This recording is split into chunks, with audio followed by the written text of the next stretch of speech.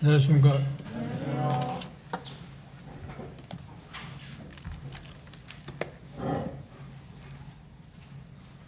로마서 7장 보겠습니다.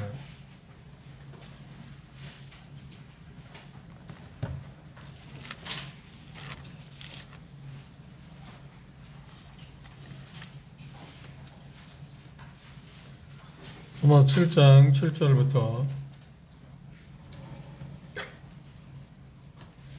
20절에 있는 말씀까지 한 절씩 교도하겠습니다.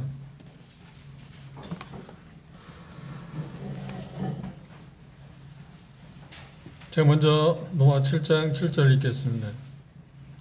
그런즉 우리가 무슨 말하리요? 율법이 죄냐? 그럴 수 없느니라. 율법으로 말미암지 않고는 내가 죄를 알지 못하였으니 곧 율법이 탐되니 말라 아니하였다면 내가 탐심을 알지 못하였으리라. 그러나 죄가 기회를 타서 계명으로 말미암아 내 속에서 온갖 탐심을 이루었나니 이는 율법이 없으면 죄가 죽은 것이라. 전에 법을 깨닫지 못할 때는 내가 살았더니 계명이 이름에 죄는 살아나고 나는 죽었도다. 생명에 이르게 할 그 계명이 내게 대하여 도리어 사망에 이르게 하는 것이 되었도다. 죄가 기회를 타서 계명으로 말미암아 나를 쏘이고 그것으로 나를 죽였는지라. 이로본데 율법은 거룩하고 계명도 거룩하고 의로우며 선하도다. 그런즉 선한 것이 내게 사망이 되었느뇨? 그럴 수 없느니라. 오직 죄가 죄로 드러나기 위하여 선한 그것으로 말미암아 나를 죽게 만들었으니 이는 계명으로 말미암아 죄로 심히 죄되게 하려 함이라. 우리가 율법은 신령한 줄 알거니와 나는 육신에 속하여 죄 아래에 걸렸도다. 나의 행하는 것을 내가 알지 못하노니 곧 원하는 이것은 행하지 아니하고 도리어 미워하는 그것을 함이라.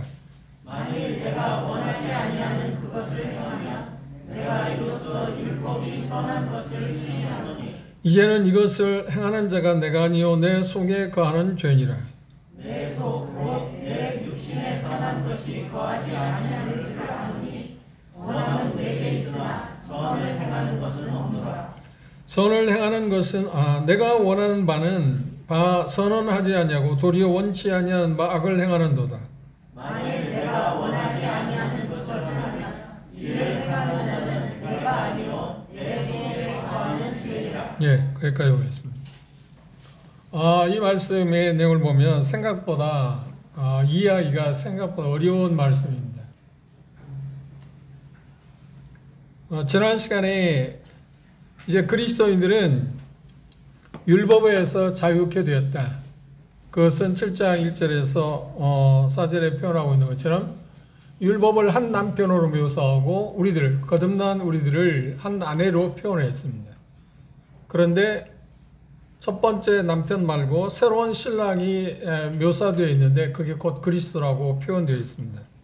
그런데 율법 자체는 예수님의 마태복음에 말씀하신 것처럼 천지가 없어지기 전에는 1.16도 변할 수 없다. 다시 말하면 율법 자체, 신랑, 옛 남편인 율법이 절대 죽을 수 있는 확률은 거의 없습니다. 절대적으로 없다고 이야기하겠죠. 거의 없다는 게 아니라. 그런데 그 아내 된 우리들이 그 율법에서 벗어날 수 있는 방법은 뭐냐면 죽음밖에 없는데 남편이 죽으면 좋겠는데 남편이 죽을 확률이 없기 때문에 아내 된 우리가 죽는 길밖에 없다. 그런데 어떻게 그게 가능한가? 하나님께서 예수 그리스도 안에서 예수 그리스도의 십자가를 통해서 우리들 자신들을 함께 죽게 함으로 죽음에 내어줌으로 말미암아서 그 옛 남편인 율법으로부터 자유를 얻게 하셨다. 그러면 그것으로 끝인가? 그럼 죽음으로 끝나버리면 아무런 의미가 없잖아요. 새로운 신랑 되신 예수 그리스도를 만나서 새롭게 삶을 시작하게 되었는데 그 이유는 뭐냐면 예수 그리스도 부활로 말미암아서 우리에게 새 생명이 주어지고 새로운 삶이 시작되었다. 우리는 옛 남편이 율법에 의해서 이제 이별을 구했까요? 그리고 이제 새로운 남편 예수 그리스도와 더불어 삶을 살게 되는데 그렇게 새롭게 가정을 이루게 된 목적이 되냐면 하나님을 위해서 선한 일을 하기 위해서라고 말했습니다. 그런데 그 일을 성취하기 위해서 선한 일을 하기 위해서 살 수 있는 방법이 뭐냐면 법조문을 따라서 하는 게 아니라 영으로 섬기는 거다. 성령님에 의해 섬기는 거라고 하는 내용이 로마서 7장 1절에서 우리가 읽기 전에 말씀인 6절에 있는 말씀까지의 내용입니다. 그 내용을 우리가 이론적으로는 좀 이해할 수는 있습니다. 아, 그렇지. 이제 나는 이제 죽었기 때문에 예수 그리스도 부활을 말미암아 새 신랑 예수 그리스도와 한 몸이 되어서 이제 하나님을 살 수 있게 되었다. 그런데 문제가 하나 있습니다. 그게 뭐냐면 거듭난 사람들이, 여러분들이 저도 마찬가지로 이런 모두가 그런 경험을 했습니다. 그게 뭐냐 하면 거듭났으니까 이제 나는 하나님을 위해서 선하게 삶을 살 수 있겠다고 생각한다는 겁니다. 근데 그게 과연 사실일까요? 전혀 그렇지 않습니다. 우리가 거듭났지만 선하게 살 수 있는 힘이 우리에게는 없습니다. 그런데 우리는 거듭났기 때문에 이제 하나님을 위해서, 즉 하나님의 뜻을 행할 수 있게 되겠다고 생각하고 우리는 그 일을 시도합니다. 그런데 하면 할수록 여기 바울 사도가 경험한 것처럼 수렁에 빠지고 있는 우리 자신을 봅니다. 그래서 참 안타깝죠. 그럴 때 나타나는 현상이 뭐냐면 절망입니다. 절망. 그렇죠? 뭔가 할 수 있다고 생각했는데 못하게 되니까 실망하고, 그것에 나타나는 현상은 뭐냐면 절망감이잖아요. 아예 처음부터 할 수 없다고 생각했으면 기대가 없을 텐데, 기대를 했기 때문에 기대치에 부응하지 못할 때 우리는 오는 게 뭐냐면 상실감, 절망감 아닌가요? 타락한 본성에 대해서 우리가 잘못 인식하는 데서 오는 현상입니다. 우리가 구원받은 이후에 착각하는, 그렇게 잘못 이해하고 오해하고 있는 게 두 가지가 있는데, 그 첫 번째는 거듭났기 때문에 나는 이제 하나님의 뜻을 행할 수 있다, 선을 행할 수 있다고 하는 것 자체가 잘못됐다는 겁니다. 그리고 하나님이 그걸 요구하지도 않습니다. 그걸 요구한다는 말이 무슨 말이냐면 율법에서 해방되지 않았다는 말이 됩니다. 그러면 우리는 아무것도 하지 않아도 된다는 말인가? 아니요, 그 말을 말하는 게 아닙니다. 우리는 뭔가 하나님의 뜻의 요구는 여전히 우리에게 유효한데, 그 뜻을 행하는 주체가 우리가 아니라고 하는 데 있습니다. 성령님에 의해서 그걸 한다는 겁니다. 이것의 차이를 우리가 안다는 것은 생각보다 우리의 경험 가운데 갖게 되는 것은 생각보다 쉬운 일은 아닙니다. 계속 반복되는 것을 통해서 우리가 그것들을 발견할 수 있습니다. 그러니까 또 하나 오해가 뭐냐면 거듭남이 우리 심령에 일으키는 어떤 역사에 대한 오해입니다. 아, 거듭나게 됐을 때 옛사람이 죽었기 때문에 그것 자체가 우리 안에서 활동하지 못하겠거니, 그렇죠? 그런데 여전히 그게 살아있다는 말이에요. 죽었다고 생각하는데 그게 여전히 살아있다는 말이에요. 참 이상하잖아요. 그러니까 이 로마 7장에서 말하는 말인 어떤 말이냐면, 쉽게 표기한다 하면 로마서 6장까지, 5장까지를 정확히 말하면 죄에 대한, 죄라고 하는 나무에서 맺는 열매에 대한 문제를 어떻게 해결할 수 있을까 하는 문제를 다루었다고 하면, 6장부터는 이제 죄라고 하는 그 나무 자체, 그 나무 자체를 어떻게 없애고 또 어떻게 아름다운 열매를 맺을 수 있을까 하는 문제에 대해서 주제가 그렇게 바뀌어져 갑니다. 그런데 우리는 곧장 어떻게 생각하냐면 거듭났기 때문에 우리의 옛 습관, 잘못된 습관, 죄를 짓고 하는 그 성향 자체도 없어졌다고 생각합니다. 그런데 그건 여전히 살아있습니다. 그래서 로마 7장에서 바울사는 그 말을 육신이라는 말을 썼습니다. 육신이라는 말은 아담으로부터 물려받은 죄성, 그렇죠? 죄성 자체에 대해서 지금 로마 7장에서 바울 사도는 자기 자신의 경험을 통해서 우리에게 이야기하고 있습니다. 어떤 사람은, 많은 학자, 어떤 사람 종류가 아니라 많은 학자들이 이 로마 7장은 바울 사도 구원받기 전에 경험한 거라고 이야기하는 사람도 있습니다. 그런데 그것은 본문의 문맥을 잘못 이해한 데서, 해석하는 데서 오는 것입니다.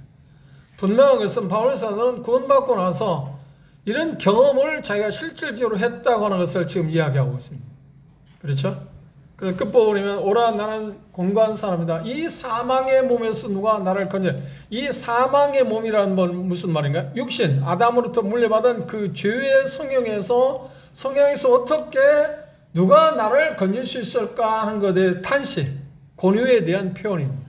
그건 구원받기 전에 일어나는 권유인가요? 아니요. 구원받기 전에는 그런 권유를 할 수가 없습니다. 고통을, 그런 고백을 할 수가 있는 게 아닙니다. 구원받은 사람만이 할 수 있는 고백입니다.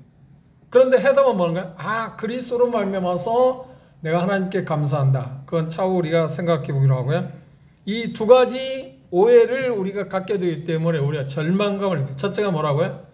아, 나는 거듭났기 때문에 하나님을 위해서 뭔가 선한 일을 할 수 있다고 하는 그 오해, 그게 불가하다는 겁니다. 우리는 그럴 힘이 있다 없다? 없다고 이야기했습니다. 또 하나는, 두 번째는 뭔가, 나는 거듭났기 때문에 내가 개선됐겠지, 내가 옛사람이 바뀌었다, 변화됐다, 변화되어 가는 과정에 있지 변화된 게 아닙니다. 그 차이점을 아시지 않나요? 그런데 우리는 구원받았기 때문에 우리의 옛 성격이나 기질 그런 것들이 변화되게 됐다고 생각하는 경우가 있습니다. 여러분들 곧장 여러분 스스로 느끼겠지만 여러분 주위의 형제 자매들의 모습을 보면서 어떤 말을 하냐면 잘 지켜보면 여러분들 스스로도 그런 고민을 할 겁니다. 구원 받았음에도 기질이 변하는 거야? 아니요, 기질은 절대 안 변해요. 기질은 그대로 있어요. 본성 자체는 그대로 있어요. 그걸 성경에서는 영어로 뭐라 하죠? 신이라고 하는 말을 썼습니다. 단수, 복수가 아니라 신스가 아니라 신, 옛자, 옛사람.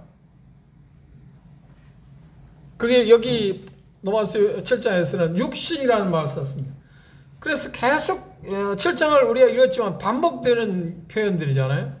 계속 표현이 반복되는 이야기입니다. 그런데 그 말을 요약하면 무슨 말이냐 하면 우리는 하나님으로부터 예수 그리스도를 통해서 믿음으로 말미암아서 거듭났지만 구원을 받았지만 구원받았다는 말은 무슨 말인가? 6장에서 우리가 본 것처럼 새 생명이 우리에게 왔다는 겁니다. 새로운 생명이 우리에게 왔다는 말입니다. 그런데 새로운 생명이 우리에게 오기는 했지만 옛사람은 남아있다 없어졌다? 남아있어요. 그런데 옛사람이 남아있기는 하지만 그 옛사람이 활동하지 못하도록 무효화시켰다. 죽었다고 표현합니다. 로마서 6장에서 그렇게 이야기합니다. 그렇죠? 그런데 죽었는데 활동하게 되니까 문제가 있잖아요. 죽었으면 활동하지 않아야 하잖아요. 속된 말로 죽은 자는 말이 있다고 없다고요? 죽은 자는 말이 없다고 그러죠. 아무것도 할 수 있는 게 없는 게 죽은 자 아닌가요?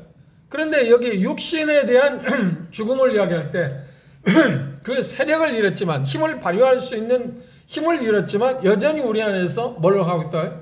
힘을 발휘하고 있다는 겁니다. 그런데 그 힘을 발휘할 수 있는 힘을 막아놓은 게 뭐냐 하면 예수 그리스도의 십자가를 통해서 우리를 함께 죽음 가운데 내줌으로 말미암아서 그 힘을 막아놓았다는 겁니다. 무효화시켰다. 죽었다는 표현을 썼습니다.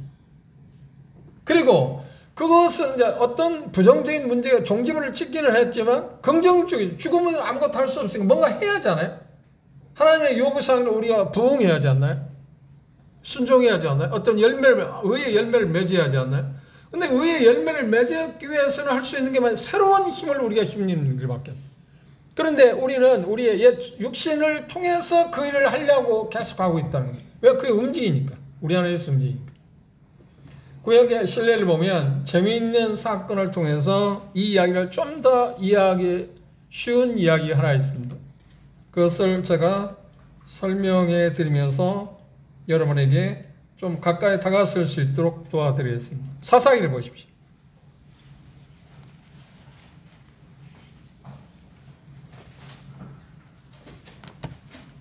(14장입니다)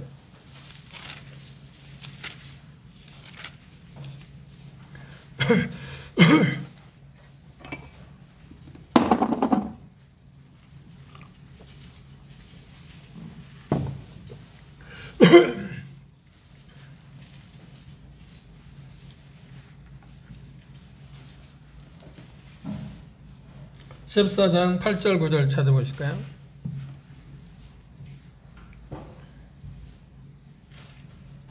(8절 9절에) 보시면 얼마 후에 삼손이 그 여자를 취하려고 다시 가더니 돌이켜 그 사자의 죽음을 본즉 사자의 몸에 벌떼와 꿀이 있었다. 9절에 보면 손으로 그 꿀을 취하여 행하며 먹고 그 부모에게 이르러 그들에게 그것을 들여서 먹게 하였으나 그 꿀을 사자의 몸에서 취하였다고는 구하지 아니했다. 이 이야기는 무슨 이야기냐면 하나님의 어떤 허용 때문에 허용에 의해서 삼손은 이방 여인과 결혼하기 위해서 거는 가중인데 어린 사자를 죽인 일이 있습니다. 손으로 찢어 죽였다. 그런데 그 집을 다시 가게 될 때 그 사자, 죽은 사자에게서 뭐가 있었다고요? 꿀벌들이 들어와서 꿀을 만들어서 꿀을 먹었다고 하는 얘기. 이 이야기가 지금 우리가 이야기하는 로마서 7장의 이야기에 설명할 수 있는 어떤 의미에서 설명할 수 있다고 생각하십니까?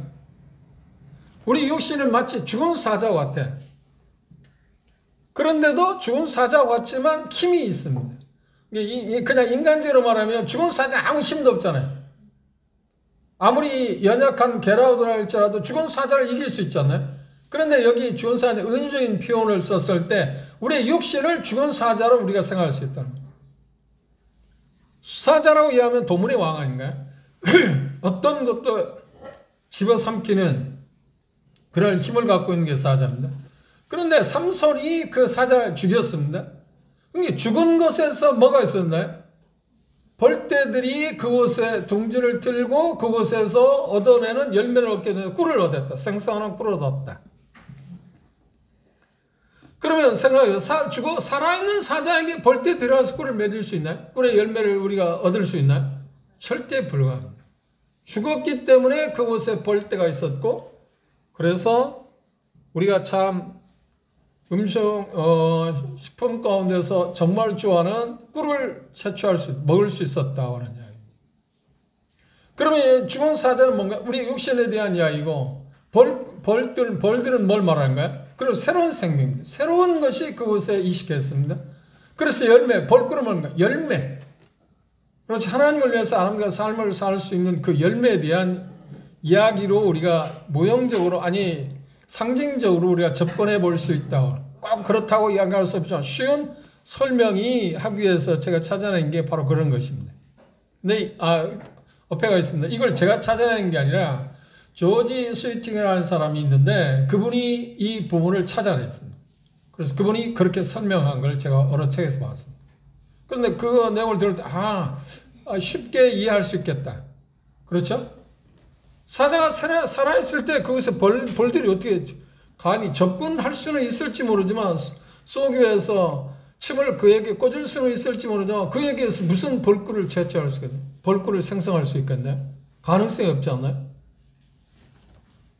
그런데 우리가 육신이라고 하는 그 아담으로부터 물려받은 본성을 갖고 있는 우리 안에서 새 생명이 어떤 역사를 하게 되면, 그렇죠? 왜냐, 얘는 이거 죽은 상태에 있기 때문에 새 생명이 우리 안에 역사하도록 우리가 협조가 한다고 하면, 믿음으로, 그러면 어떤 걸 얻을 수 있다? 꿀을 채취할 수 있는 것처럼 하나님을 위해서 선한 삶을 살아갈 수 있게 된다고 하는 것을 우리가 생각할 수 있습니다.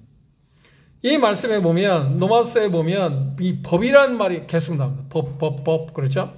법의 종류가 로마서에 보면 6가지가 나와 있습니다. 그것들을 여러분들이 잘 기억하거나 기록해 두시면 도움이 될 겁니다. 우리가 읽진 않았습니다. 로마서 7장 21절에 보면, 로마서 7장 21절을 보십시오. 그러므로 내가 한 법을 깨달았다. 근데 여기 한 법이라고 말할 때 다음 문자에 보면 죄의 법에 대한, 성령의 법에 대한 이야기랍니다. 로마서에 보면 전체적으로 법에 대해서 법을 이야기할 때 6가지를 언급해서, 첫째, 로마서 3장 19절 찾아볼까요? 로마서 3장 19절을 보십시오. 이게 로마 7장을 해석하는데 로마 전체를 보는 데 있어서 중요한 거기 때문에 우리가 생각하는 게 필요합니다. 로마서 3장 19절은 우리가 알거니와 무릇 율법이 말하는 바 율법 아래에 있는 자들에게 말하는 것이 이는 모든 입을 막고 온 세상으로 하나님의 심판을 이렇게, 여기에서 말하는 첫 번째 번은 정죄하는 율법의 법, 율법, 그냥 말대로 율법. 거기에서 말하는 율법은 뭔가요? 문맥을 보시면 정죄하는 역할하는 법, 그렇죠? 법 조문이라고 이야기할 수 있습니다.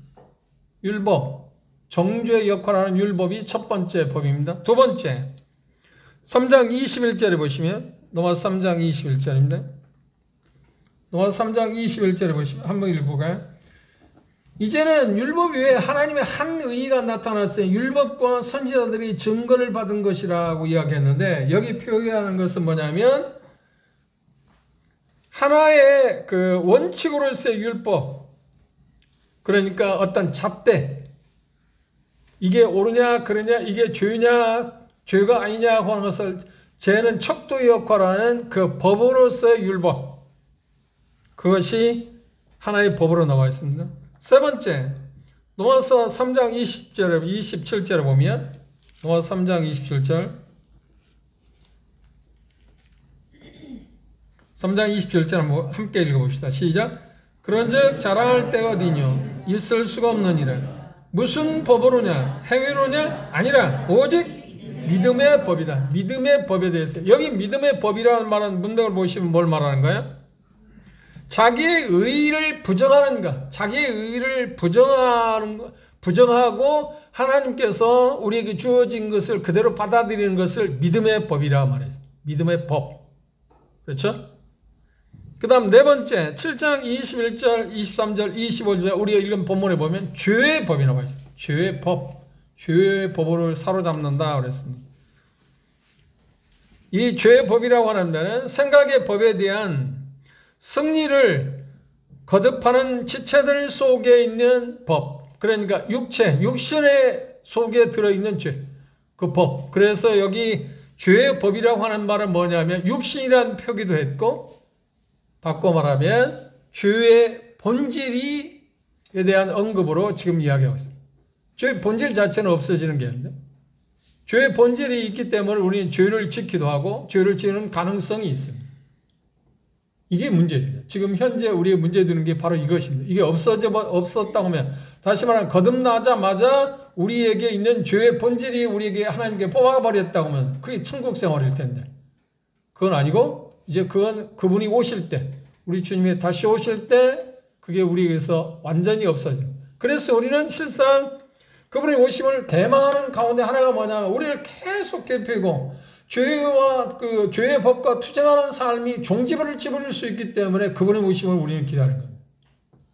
그분이 오시면 좋은 게 여러 가지 있는데 그 중에 하나가 뭐냐면, 죄라는 것을 전혀 모르는 정말 완전한 사람이 된다고 하는 것 때문에, 그래서 죄와 법과 계속 싸우고 갈등을 겪고 있는 우리의 이 세상의 삶에서 그걸 종지부를 찍을 수 있는 유일한 방법이 그분이 오셔야 하기 때문에, 그것 때문에 고통받는, 갈등하고 투쟁하는 우리들이, 그리스도인들이 그분의 오심을 그래서 기다리는 이유 가운데 하나이기도 합니다. 다섯 번째, 로마 7장 16절 24절에 보면 생각의 어떤 법이라고 그랬어요. 우리 안에서 우리가 생각하고 있는 것. 그 말은 무슨 말이냐면, 모세의 율법에 동의를 하긴 합니다. 율법이 선하고 아름답다고 지금 바울사도 이야기하고 있었잖아요. 지금 7장에서 그렇게 말하고 있습니다. 그런데 우리들 지체 안에 그것이 선하고 아름답고 좋은 것인데 불구하고 그것이 우리들 속에 있어서는 어떤가요? 죄의 법에 때문에, 그 죄의 법 때문에 어떤 것을 행할 수 없는 것, 행할 수 없는 그것들을 가르쳐서 여기 뭐라고 하냐, 생각의 법이라고 하는 표현을 했습니다.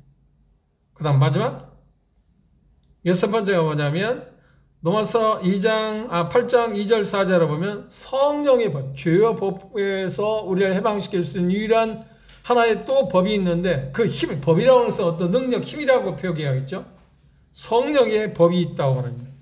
그 성령의 법은 거듭난 사람들 속에서, 지체들 속에서 죄의 법으로부터 그리스도인들의 양심을 모세 어릴 때 율법에 의해서 정죄로부터 율법의 그러니까 죄가 우리를 주장하게 될 때, 죄의 세력이 우리를 주장하게 될 때 실패함으로 말하면서 정죄를 받지 않나요? 그러면 하나님을 의롭게 섬기고 선한 양심에 문제가 생기지 않나요?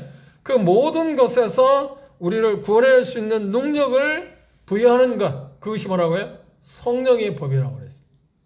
그래서 지난 시간에 우리가 본 것처럼 다시 보십시오. 로마 7장 6절을 다시 한번 읽어보면, 이제는 뭐냐? 이제 그리스도 율법에 대해서 죽었고 그리스도와 함께 이제 새롭게 새 신랑으로 예수 그리스도를 우리가 받아들였기 때문에 이제는 그 말입니다. 우리가 얽매였던 것에 대하여 죽었으므로, 얽매였던 것이 뭐야? 율법입니다. 율법에서 벗어났으니 이러므로 우리가 영의 새로운 것으로 섬길 것이요 의문의 무거운 것은 아니, 영의 새로운 것을 섬긴다는 게 뭔가요? 이 성령의 법에 대해서 언급을 하고 있습니다. 여기는 영의 새로운 것으로 이야기하고 있지만 8장에 가서는 구체적으로 그게 뭐냐, 어떻게 그 일이 이루어지냐를 설명하면서 바울사도는 그걸 성령의 법이라고 말했습니다. 성령의 법은 어떻게 이루어지는 거예요? 성령께 우리들 자신들이 굴복할 때, 순종하고 순복하고 그분의 인도하심을 우리가 순응하게 될 때, 모세 율법이 요구하는 것을 우리 안에서 하나님이 성령께서 그걸 이루어가는 것을 가르쳐서, 그런 능력을 가르쳐서 뭐라고 하냐면 성령의 법이라고 말해요. 이 문자적인 의미를 좀 우리가 이해하게 되면 그것이 우리에게 의미하는 바가 뭔가를 우리가 생각할 수 있습니다.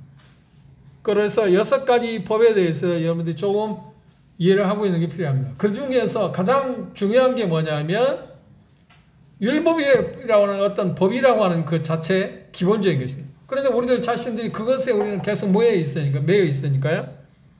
그것하고 또 하나는 뭐냐면 죄의 법. 그렇죠? 죄의 법 아래 우리를 사로잡는다. 그러니까 육신이 계속 우리를 지배하게 된다 하는 이야기고, 또 하나는 성령의 법. 이 3가지는 꼭 기억해 놓으시면 크게 이 노마스를 우리가 공부하는데 도움이 될 것입니다. 그러면 다시 우리가 복습하는 차원에서 노마스 7장 1절에서 6절까지는 뭔가요?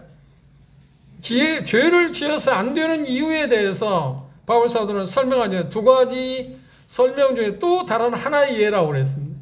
6장에서는 죄를 왜 지을 수 없는가? 우리는 죄에 대해서 죽었기 때문에 죄를 지을 수 없다고 설명을 했습니다. 노마서 6장의 주제가 그것입니다.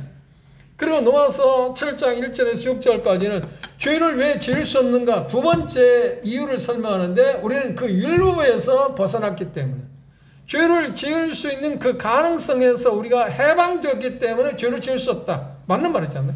이론을 지금 이야기하는데, 교리적인 부분을 이야기하는데, 그 실질적으로 어떻게 이루어지는가 하는 부분은 지금 정확히 말하면 8장에서 다룰 것입니다. 그런데 중간에 7장 1절에서 6절까지 왜 죄를 지을 수 없는가 하는 그 이유를 설명해서 율법에서 해방됐기 때문에, 바꿔 말하면 율법이 요구사항에서 우리는 자유롭고, 그렇다 하나님이 요구사항에서 우리가 자유스러운 건 아닙니다. 요구사항에서 자유롭다는 말은 뭐는가요? 율법이 해방되었다는 말을 뭐라고 설명했나요?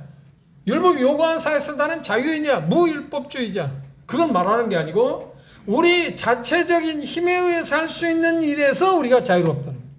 우리 힘에 의해서 뭔가 할 수 있는 것에 자유스럽다는 겁니다. 율법이 요구하는 건 뭐냐? 네가 해보라는 거야. 네가 뭘 하라는 거야. 우리한테 요구하는 거. 그런데 은혜는 뭐냐? 네가 할 수 없기 때문에 하나님이 대신한다는 거야.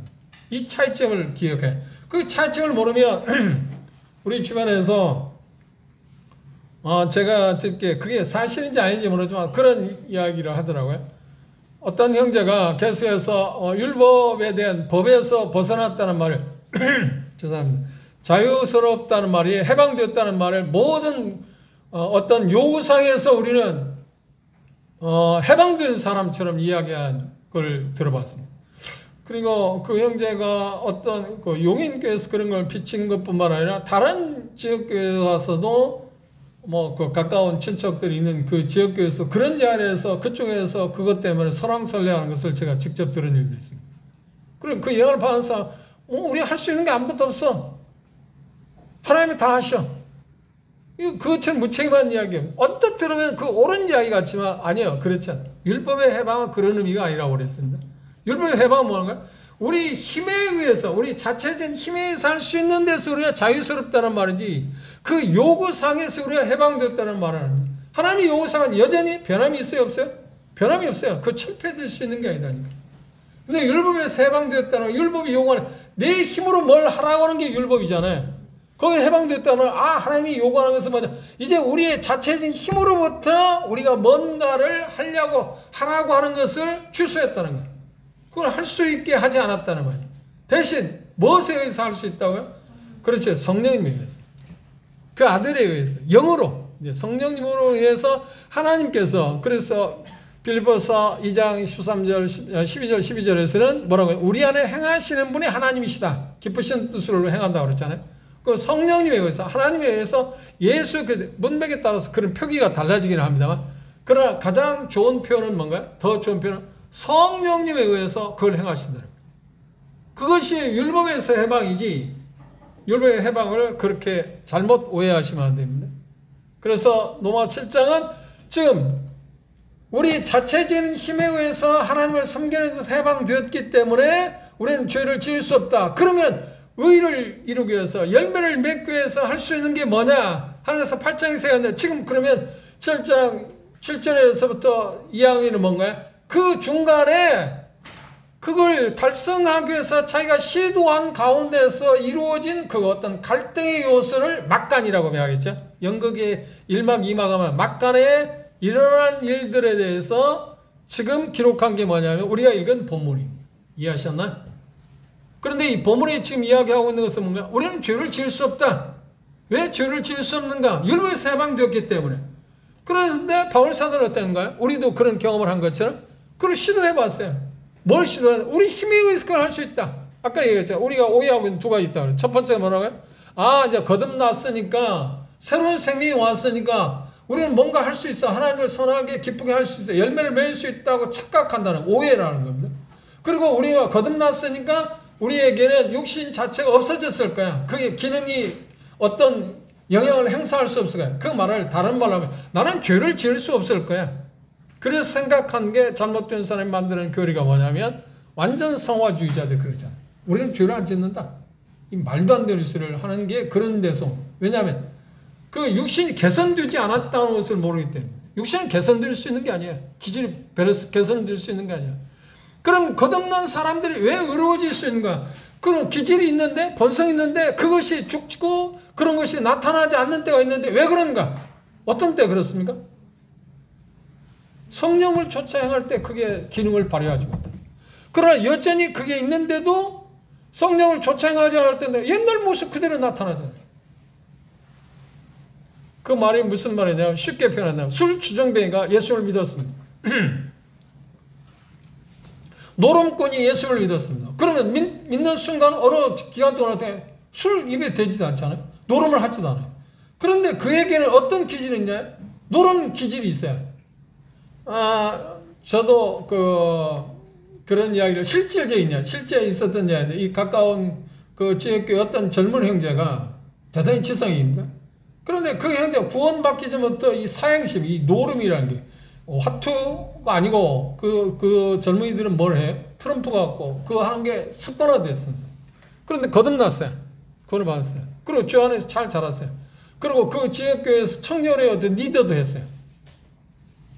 그런데 삶을 살아가면서 시간이 지나니까 여기 지금 말씀한 대로 성령의 지배를 받지 않으니까 뭐냐면 그 본성, 그 옛 습관이 나타나기 시작했어요. 그래서 이 사람 이 형제 형제들한테 돈을 빌려가지고 금방 저는 잘 몰라요. 그 생각을 잘 몰라요. 사행심이 특징이 그런 건지 아는가? 뭐 하면 방금 어떤 뭔가 할 수 있다고.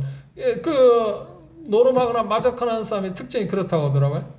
잃어버리잖아요. 잃어버리면 어떻게 잃지 않아요? 많은 걸 잃지 않아요? 그럼 어떻게 뭐 다른 걸 어떻게 구해가지고 어떤 뭐 심지어 뭐 자기 아내까지 팔아먹는다고 막 집문서 잡히고 막 그런 게 있잖아요. 그렇게 하는 이유가 뭐예요? 말을 할 것 같아. 딸 것 같아. 딸 수 있어요? 딸 수 있는 게 아니야. 그 형제도 그걸 했어요. 계속. 그런데 자기가 회사 다니면서 번 돈 갖고만 했으면 좋은데 그게 아니고 조금씩 가까운 형제 자매들 돈을 빌려갖고 그랬어요. 근데 나한테 감당할 수 없었어. 그래, 그게 들통나가지고 교회 징계를 받았어요. 지금 제 이야기는 뭔가요? 구원 받았을 옛 본성 자체가 사라진 게 아니다니까요. 그래서 그것을 잡기 위해서 그게 드러나지 않도록 하기 위해서는 매 순간마다 어떻게 성령의 인도 지배를 받아요. 성경적인 표현을 말하면 성령의 충만함을 입어야 해요. 성령 충만히 입지 않고 그게 가능하잖아요. 그리고 옛 본성이 그대로 나요. 아마 저는 그렇지 않은데 일반적인 이야기입니다. 대개 보면 남편과 아내 관계에서 보면 남편들은 좀 마음이 넓어서 그런지 어쩐지 모르지만 소인배가 아니라서 어쩐지 모르지만 아내들의 어떤 그런 뭐 과거나 지나간 것들 그 본성 자체에 대해서 그렇게 심각하게 생각하지 않습니다. 그런데 대개 보면 아내들은 남편들에 대해서 그런 게 있어요. 그리고 어떤 이야기를 하냐면 내 남편이 저런 사람인 줄 몰랐다고. 삶을 살수록 이해할 수 없는 게 자기 남편이라는 거야? 그럼 자기는 어떤데? 그렇게 말하면 자기는 어떠냐고요? 살면 살수록 자기는 여전히 뭐 그 본성 자체가 없어졌어요? 그러니까 그 말엔 그냥 좋은 쪽으로 이야기한다면 보이지 않는 전혀 나타나지 않았던 게 살면서 할수록 그 부정적인 것, 더러운 것들이 추악한 모습이 드러난다. 이게 사람이라니까요. 그런데 그거 드러나지 않은 건 뭐예요? 그게 잠재되어 있는데 드러나지 않은 건 뭔가요? 그래도 뭔가 다소간 성령님의 말씀에 지배를 받았기 때문에 드러나지 않은 거예요. 근데 말씀에 지배를 받지 않아요. 성령님의 지배를 받지 않은 거, 그게 드러나는 거예요.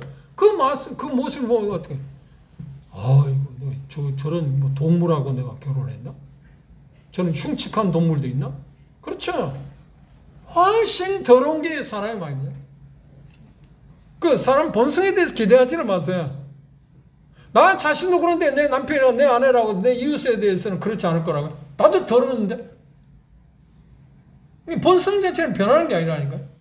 그것을 지배하는 힘이 있는데 그 지배하는 힘을 우리가 힘입을 때는 그게 안 보이는 거예요.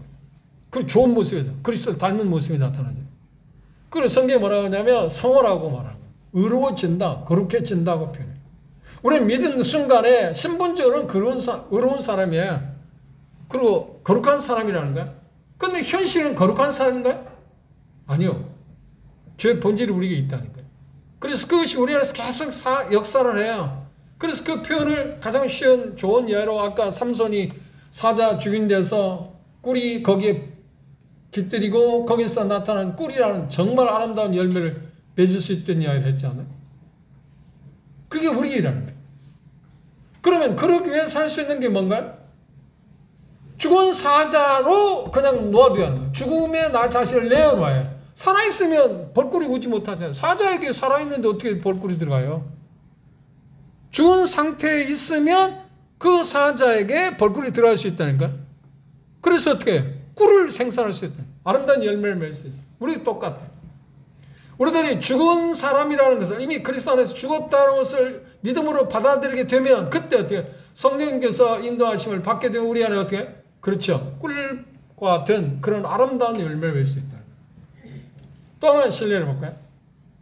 마태복음에 보면 우리가 이미 공부를 했습니다만 한 날 예수님이 예루살렘 입성하기 전에 가다 보니까 무화과나무 잎이 무성했어요. 무화과나무의 특징이 뭔지 아세요? 열매가 한 번에 맺는 게 아닙니다. 금방 또 맺고 또 맺고 또 맺고 여러 차례 수확을 합니다. 그렇죠? 지금 따먹고 있는데 지금 조그맣게 맺는 게 있어요. 여러분들 무화과나무 안 봤나요? 한 번쯤 보셨을 겁니다. 한꺼번에 수확하는 게 아닙니다. 그리고 무화과나무 특징은 잎이 무성하면 뭐가 있어요? 당연히 뭐가 맺히게 되어 있어요?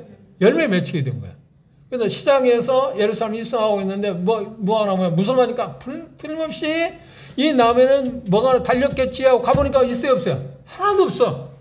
물론 그게 이스라엘에 대한 상징적인 면입니다. 하나도 없어. 그래 예수님이 저주를 했어.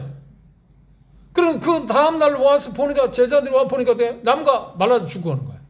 그 무화과나무에서 그 어떤 세상에 어떤 농부를 하든 아무리 무화과나무 전문가라 할지라도 거기서 열매를 딸 수 있는 방법이 있어요 없어요? 없다니까. 죽었는데. 그거 자체를 시도하는 자체가 어리석은 거잖아요. 아깝다. 저걸 살려서 뭔가 해봐야겠다. 그것처럼 미련한 사람이 어디 있어요? 아무도 시도하지 않는 거예요. 그러면 할 수 있는 게 뭔가요? 다른 나무를 찾는 길밖에 없어요. 다른 나무를 찾아야지. 이미 죽은 나무를, 죽어가고 있는 나무를 하나님, 그것도 예수님이 저주한 나무에서 뭘 기대해요? 다른 나무를 찾아야죠. 다른 열매 맺은 나무를 우리는 얼마나 찾을 수 있잖아요. 지금 같은 이야기. 우리에게서는 어떤 열매를 기대할 수 있는 게 아니다니까요. 그 말하면 하나님이 우리에게서 어떤 걸 기대하지 않아요. 뭘 기대하죠? 어떤 것이라는 말, 뭘 말하는 거예요? 우리의 자체적인 힘에 의해서, 우리의 노력에 의해서, 우리의 뭔가 의해서 하나님을 기쁘시게 할 수 있다는 것 자체를 요구하지는 않는다는 거예요. 그걸 뭐라고 했어요? 율법에서 해방이라고 말해요. 율법 하나님의 요구사항이니까 거기서 죽음을 당했다는 것은 그 요구를 하지 않는다는 말이에요. 하지 않는 대신에 하나님이 열매를 기대하는데 어떻게 열매를 기대하는데요? 뭘 통해서? 예수 그리스도를 통해서 열매를 맺게. 열매를 유일하게 맺을 수 있는 것은 그리스도를 통해서만 가능하니까. 요한 15장에서 말해서 나를 떠나서는 뭐래요? 너희가 아무것도 얻을 수 있는 게 없다. 나를 떠나서. 지금 그게 전부 다 같은 맥락에서 오는 거죠.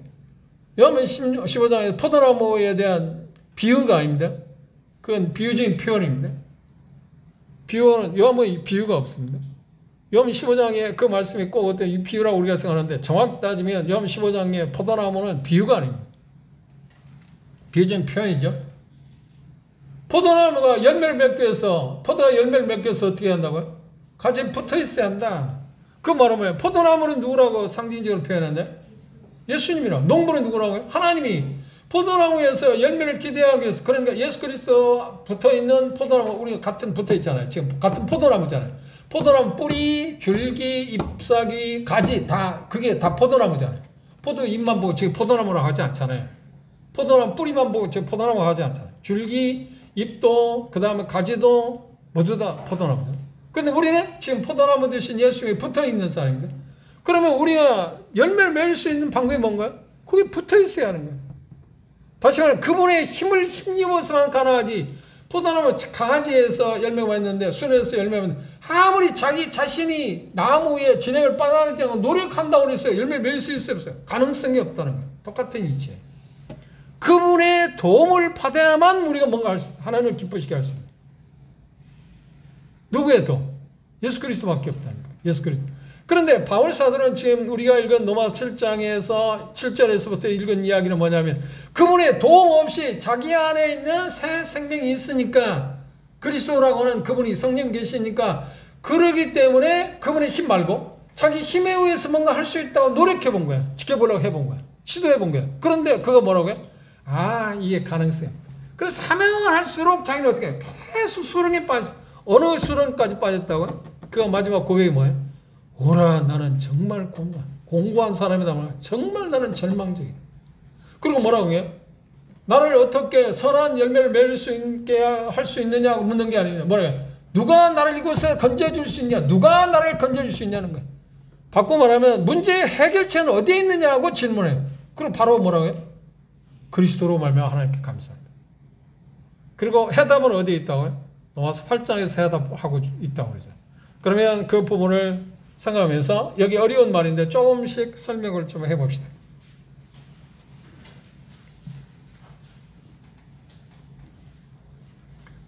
우리가 열매를 맺을 수 있는 하나님을 기쁘시게 할 수 있는 유일한 방법은 뭐라고요? 영으로 한다. 다만 그리스도와 연합과 성령님의 능력에 의해서만 가능하다는 것을 우리는 이제 배웠습니다. 그렇죠? 6절에서 이야기, 로마서 7장 6절에서 말하는 영으로 섬긴다는 게 그 말입니다. 그리스도로만 가능하다. 요한 15장 예를 들기도 했습니다. 성화는 다시 말해 거룩해지는 것은 하나님을 기쁘시게 하는 일을 성화라고 표현할 수 있습니다. 의로워진다 하는 우리의 연약함 때문에 이룰 수 없어서 그런 게 제일 중요한 지난 시간도 봤지만 우리에게 첫째로 열매를 맺기 위해서 하나님을 선하게 섬길 수 있기 위해서 할 수 있는 게 첫 번째로 내가 그 일을 할 수 있는 힘이 있다 없다? 없다는 것을 발견하는 게 중요합니다. 그런데 없다는 것을 발견하기 위해서 반드시 우리가 해야 할 일이 뭐라고요? 시도해보는 거예요. 시도해보는 거예요. 덤벼보는 거야. 예를 들어서 우리가 가만히 앉아 있습니다. 가만히 앉아 있으면 내가 뭘 잘할 수 있는가 실패할 수 있는가 없는가 알 수 있나요 없나요? 없죠. 가만히 앉아서 가만히 있으면. 그런데 누군가 와서 나에게 물을 주면서 이걸 날려보라는 거예요. 누가 갖다 주라는 거예요. 그런 게 하라고 해보니까 어떻게 해요? 물론 잘할 수도 있지만 실수할 수 있는 거예요. 그게 율법이 하는 일이에요. 우리가 가만히 있으면 내가 어떤 사람인지 모르는데 뭐가 연약하고 무엇이 문제인지 모르는데 율법이 우리에게 이것 해라 이걸 하지 마라고 하니까 시도해보니까 어떻게 해요? 아 내가 실패다. 그걸 할 수 없는 사람이 다 알았다는 거예요. 그런 의미에서만 율법은 좋은 것인가 나쁜 것인가? 나의 진정한 모습을 볼 수 있게 했으니까. 그런데 중요한 건 내가 가만히 있을 때 나는 온전한 사람인가? 아니야. 여전히 실패자라니까. 그런데 실패자라는 것을 깨닫게 할 수 있는 게 볼 수 있게 한 게 뭐예요? 율법인가? 그래서 바울사는 여기 말해 그런 선하고 아름답고 선하고 좋은 거라. 그래서 그 표현을 말해요. 탐심이라는 것이 우리 안에 있어요 없어요? 탐심은 뭔가요? 뭔가 갖고 있는데 더 갖고자 하는 욕망이에요. 그걸 우상숭배라고 표현하게 되어 있습니다. 골로새서는. 우리 탐심이 있어요. 탐심이 있는데 내가 탐심이 있는가 없는 걸 알 수 있기 위해서는 뭔가요? 탐내지 말라고 하는 율법이 우리에게 적용했을 때 그것이 우리에게 강요를 했을 때 우리가 그 말을 들었을 때 시도하잖아. 그런데 그렇게 해보니까 우리 마음까지 뭐가 있어요? 그게 있으니까 아 내가 탐심이 되게 있구나 하는 거예요. 그걸 아까 내가 표기한 대로 표현한 것처럼 내가 가만히 있을 때는 내가 무엇에 걸음걸이나 내 모양이나 내가 어떤 걸 잘하고 못하고 있는 걸 모르는데 그런다고 그래서 내가 완전한 사람이에요? 아니요. 완전한 사람이 아니라니까. 그건 너도 완전한 사람이 없잖아. 그런데 율법이 우리에게 와서 너 이것도 해봐. 이렇게 해야 이걸 하지 마. 하는 말을 듣고 시도 해보는 것 같아. 어이? 이것도 나는 실패고 이것도 나는 못하고 이것도 못하고 이것도 못하는 이것도 못하는 모습을 봤다. 그죠? 그럼 율법은 거기까지야. 거기까지. 어디까지? 우리가 하나님의 말씀에 따라서 섬길 수, 하나님을 기쁘시게 할 수 있는 사람이 아니라는 것을 보게 하는 역할이에요. 그래서 제가 전에 설명할 때는 햇빛과 같다. 또 하나 할 수 있는, 찾아낸 게 하나 있는데 말하자면, 마치 등대와 같아. 등대하는 일이 뭔가요? 등대하는 일이 뭐예요? 여러분들이 저는 강원도 같은 데 가서 등대 본 일이 없나요? 아니면 드라마나 그런 등대 보이잖아요. 등대하는 역할이 뭡니까?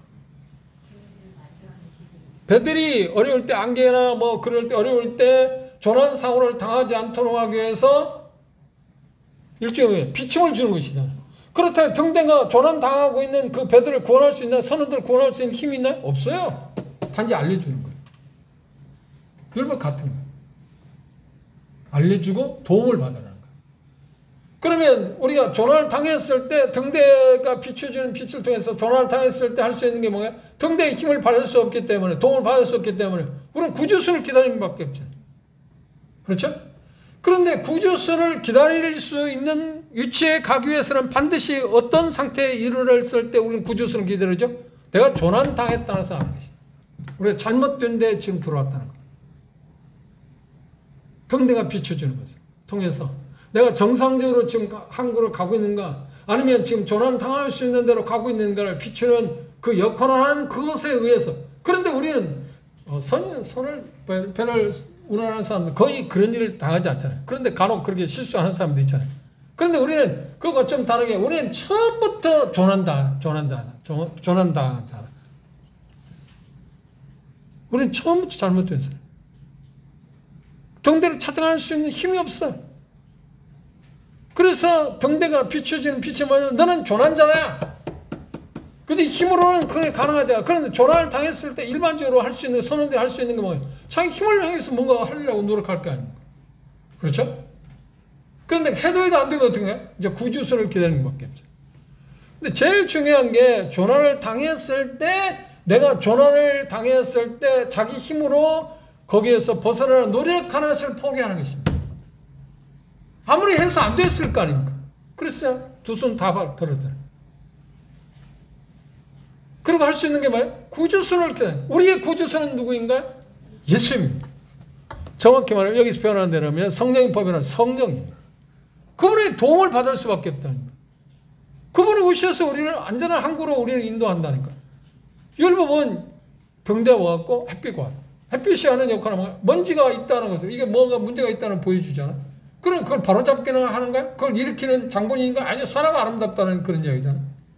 그걸 바로잡을 수 있는 방법이 누가 할 수 있나요? 그건 오직, 그렇죠, 새로운 신랑으로, 로마서 7장 1절에서 4절에 이야기한 새로운 신랑인 예수 그리스도를 통해서만 가능하다는 거예요. 왜 제가 이걸 계속 반복하냐? 이걸 우리 마음가짐에 늘 새겨야 할 필요성이 있어요. 이건 정말 마음 가운데만. 그리고 시도 자체를 하나님이 요구하는 게 아니라니까요. 너희들 힘으로 뭘 해봐라 요구하는 게 아니라, 율법은 우리 힘으로 뭘 하라는 거잖아요. 은혜는 뭐야? 아, 네가 할 수 없겠네. 내가 해주겠다. 내가 도와주겠다. 구주선 보내는 거와 똑같아요.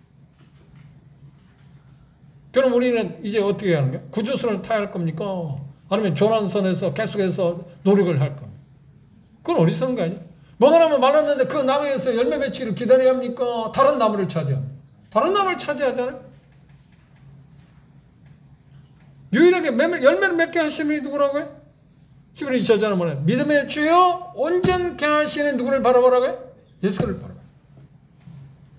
마태복음 14장에 한 실례가 있는, 마태복음 14장에 배를 타고 예수님께서 제자들에게 건너편으로 건너가라고 할 때 배를 타고 갔는데 풍랑이 만났어요. 오병이 기적이 일어났을 때 사건입니다. 풍랑이 일어났습니다. 그런데 예수님께서 새벽에 그 풍랑을 만나고 있는, 그렇죠, 조난당하고 있는 걸 마찬가지죠. 풍랑을 만나고 지금 어쩔 줄 모르고 있는 그 제자들에게 바다 위를 걸어서 왔습니다. 그때 베드로가 예수님이라는 말을 듣자마자 말하되 주여 주님이든 우리가 믿는 주님이시거든 나를 명예해서 오라 하십시오. 바로 바꿔 말하면 뭐냐, 예수님 바다 위를 걸으신 것처럼 나도 바다 위를 걷게 해달라고요. 그때 예수님 오라. 그럼 예수님을 바라볼 때 그럼 어떻게 했나요? 바다 위를 걸었어요, 안 걸었어요? 인간에서 처음으로 바다 위를 걸어본 사람이 누구냐면 베드로밖에 없어요. 그래서 바다 위를 걸을 수 있었던 것은 뭐 때문에 바다 위를 걸었었나? 바다 위를 걷게 하시는 능력을 주신 예수를 바라볼 때. 근데 순간적으로 시선을 풍랑을 바라봤을 때인데 빠져갔어요. 똑같은 이제. 이거 가능성이 없어요, 우리는요. 그분이 명령한 것을, 그분이 능력을 주시는 힘을 입었을 때만 그걸 성취할 수 있지. 우리 힘으로는 가능하지 않다는 거예요. 근데 바울 사도도 여전히 구원받았으니까 하나님을 기쁘시게 할 수 있지 하고 시도해 본 내용이 뭐라고요? 지금 7장 7절에서 읽은 내용입니다. 그럼 바울 사도 동일 우리와 똑같이 내가 구원받았으니까 나는 이제 변한 사람이야. 변화된 사람이야.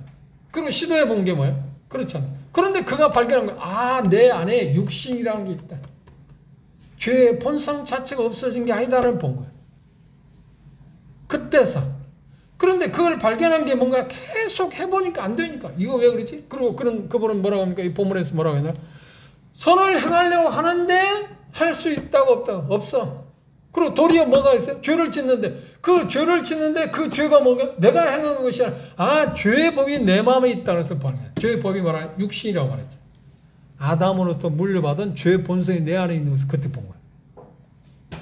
그런데 그 계속해서 헤매이고 수렁에 헤매이고 나온 절기가 뭐라고요? 읽어봅시다. 로마 7장 24절 봅시다. 24절 읽겠습니다. 자, 로마서 7장 24절 함께 읽어봅시다. 시작.